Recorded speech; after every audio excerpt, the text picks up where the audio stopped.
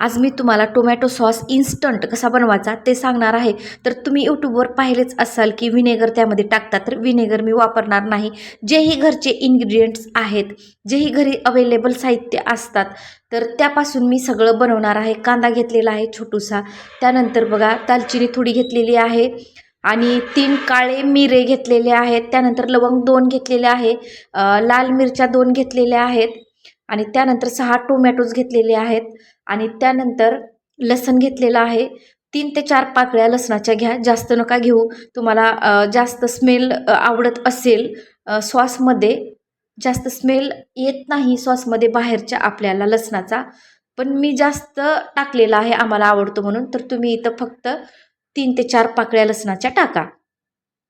त्यानंतर जेवढंही मी तुम्हाला दाखवलेलं आहे तेवढं मी कट केलेलं आहे चाकूच्या साह्याने आणि कट करून यामध्ये मिक्सरमध्ये बारीक करून घेतलेलं आहे, बघू शकता तुम्ही.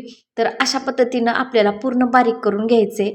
टोमॅटोज कट केलेला आहे, कांदा कट केलेला आहे, त्यानंतर मिरची पण कट केलेली आहे आणि पूर्ण मी पाणी न टाकता बारीक करून घेतलेलं आहे. तर प्रत्येकांजवळ चहागाळणी असते किंवा आपण जी पुरण चाळतो ती चाळणी असते, तर पुरण चाळण्याच्या चाळणीने तुम्ही हे पूर्ण असं गाळून घ्या. कारण ही जर चाळणी वापरलात तर बराच वेळ लागतो, मला बराच वेळ लागलेला आहे, पण व्यवस्थित चाळल्या जातं, गाळल्या जातं. कारण जे ही ओबडधोबड असतं ते वरती असतं येतं आणि जे पूर्ण ग्रेव्ही पातळ झालेली असते ती खाली येते आणि चोथा चोथा जो असतो ते पूर्ण निघल्या जातो, पण बराच वेळ लागतो. तर मला बराच वेळ लागलेला आहे. तर तुम्ही जर तुमच्याकडे पुरणपोळीची ती चाळणी असते, पुरणपोळी करायची, जी आपण त्यामध्ये पुरण तयार करतो, तर ती असेल तर खूपच छान त्याने तुम्ही करून घ्या. तर पूर्ण मी काढून घेतलेला आहे बघा, गाळून घेतलेला आहे. मस्त कलर पण येतो, बघू शकता. यामध्ये आपण बिलकुल कलर पण टाकलेला नाही आहे, कारण टोमॅटोज लाल होतेच. त्यानंतर हिरवीच लाल मिरचीच टाकलेली आहे आपण आणि कलरही नाही टाकायचा आहे आपल्याला. आणि आपल्याला थोडंसुद्धा पाणी न टाकता, थोडंसुद्धा तेलही न टाकता डायरेक्ट कढईमध्ये मी टाकलेलं आहे, पाहू शकता तुम्ही. तर आता थोडा वेळ आपल्याला असंच याचं जे पाणी असतं ते पाणी वसू द्यायचं आहे. तर ही तुम्हाला इन्स्टंट सांगणारी रेसिपी आहे. तुम्ही याला टोमॅटो सॉस म्हणू शकता, टोमॅटो केचप म्हणू शकता. आणि दुसरी गोष्ट म्हणजे जर तुम्ही मी तुम्हाला ही दुसरी पण प्रोसिजर सांगते, सांगत सांगत एक सिक्रेट आहे. तर त्यानंतर टाकलेलं आहे मी साखर. तर साखर तुमच्या चवीनुसार टाका. तुम्हाला जर जास्त गोड आवडत असेल तर जास्त साखर टाका. तर जे आपला चहा प्यायचा कप असतो, तर तो 2 कप मी इथं साखर टाकलेली आहे. जो मीडियम कप असतो, सर्वांच्या घरामध्ये अवेलेबल असतो त्याच साईजचा कप, तर त्याच्याने मी 2 कप साखर टाकलेली आहे. तर तुम्हाला पाहिजे तेवढी 1 कप टाकायची असेल तर 1 कप टाका किंवा 2 कप टाका. तुम्हाला पाहिजे तेवढी टाकू शकता. त्यानंतर मी ब्लॅक साल्ट म्हणजे काळं मीठ टाकलेलं आहे इथं. अर्धा टेबलस्पून टाकलेलं आहे काळं मीठ. तुमच्या पुढंच करत आहे सगळं.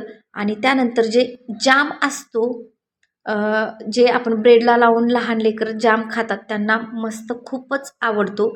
तर त्याची पण सिक्रेट पद्धत तुम्हाला याच रेसिपीमध्ये सांगणार आहे. तर बघा, छान व्यवस्थित मिक्स करून घेऊयात. तर आपल्याला याच्यात थोडेही पाणी टाकायचं नाही, थोडेही तेल टाकायचं नाही. जेवढं मी सांगत आहे तेवढंच टाकायचं आहे. आता आपण फक्त आणि फक्त यामध्ये काळं मीठ टाकून घेतलेलं आहे. त्यानंतर चवीपुरतं आपण जे नॉर्मल मीठ असतं भाजीमध्ये टाकतो ते आपण टाकून घेतलेलं आहे. तर कंटिन्यू आपल्याला मिक्स करत राहायचे. बघा, कंटिन्यू मिक्स करत आहोत. तर हे थोडं उडतं. उडल्याच्या नंतर थोडं जपून करा, कारण असे जवळ गेल्याच्या नंतर ना ते उडून अंगावर येण्याची शक्यता राहते. बघा हे असं. तर कंटिन्यू मिक्स करत राहायचे. कुठंपर्यंत कंटिन्यू मिक्स करायचे सांगतेच मी तुम्हाला. बघू शकता तुम्ही, साखर टाकल्याच्या नंतर मीठ, दोन्ही पण मीठ, काळं मीठ आणि आपलं रेग्युलर मीठ टाकल्याच्या नंतर खूप मस्त कलर आलेला आहे. आपल्याला यामध्ये कलर टाकायची बिलकुल आवश्यकता नाही आहे. बऱ्यापैकी घट्ट झालेलं आहे. तर आपण एका प्लेटीमध्ये चेक करूयात की आपलं एकदम परफेक्ट झालेलं आहे की नाही. टोमॅटो सॉस किंवा टोमॅटो केचप तुम्ही काहीही म्हणू शकता. तर एक प्लेट घेऊयात आणि त्यामध्ये आपल्याला थोडंसं टाकून पाहायचे की आपलं परफेक्ट झालेलं आहे की नाही. बघा, थोडंसं टाकले मी आणि थोडं आपल्याला प्लेट अशी वाकडी करायचे आणि तर ते जास्त खाली येत असेल तर समजायचं आणखी झालेलं नाही आहे. थोडंसं आपल्याला घट्ट करायचं आणखी. ती जास्त ओघळणार नाही, थोडं तिथंच थांबणार असेल तर समजायचं की ते झालेलं आहे.